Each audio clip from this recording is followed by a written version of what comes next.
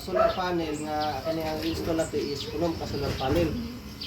Dayon, ang atong inverter ana is 3 kilowatt or 3,000 watts. Kaya na kainan niya po di mong aircon.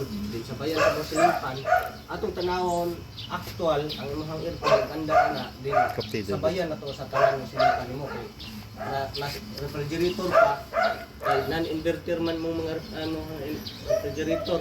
So sa tanaw kaya ra siya pero mas nindot ato tanawon ngadto sa actual yun. Kay para makita gyud nato sa actual. Dayon, unom ka solar panel. Then ang imong battery is 3 kilowatt. Ang base ng design na ni atong buhaton, nag-ana imong hati. So tulo dito is tulo ka diri. Para nagsiga sa adlaw, at automatic sa mo-adapt sa diri ang tulo. Nya kung mo bali ko ang loader dapit ana agya ko ng tulo.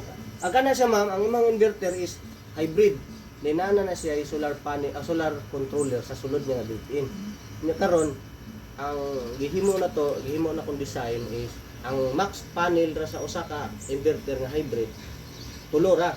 So mao na siya nga gi-additional na to og usa ka controller kay para ma-sustain gid niya makapuno tag solar panel.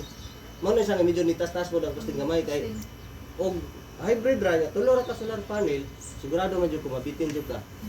Nya mao gyapon maunaw ka nga ano man mo solar nga installer nya bitin man kani ang kulangan man ang harvest. Mas nindot taas yung harvest kaysa sa imong konsumo. Kay sigurado jud ka nga sama ning naiinit, sigurado jud ka nga ay kulang di kuron kay kini ang makapuno siya sa battery.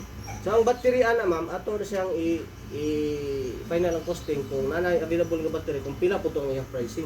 Kay dito man to ihapag na ibutang sa costing.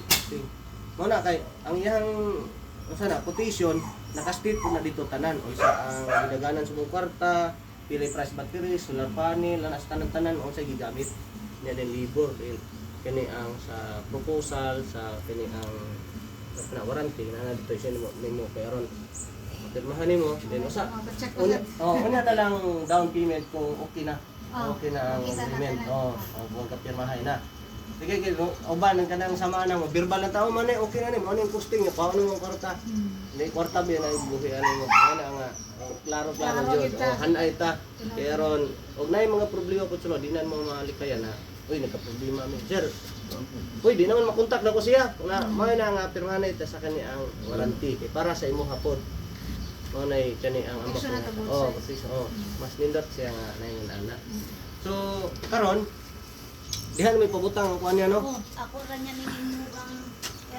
aircon ang kaning refrigerator para at least doon na lang sa blangkang kuan ba di na sad kayo layo og setapan.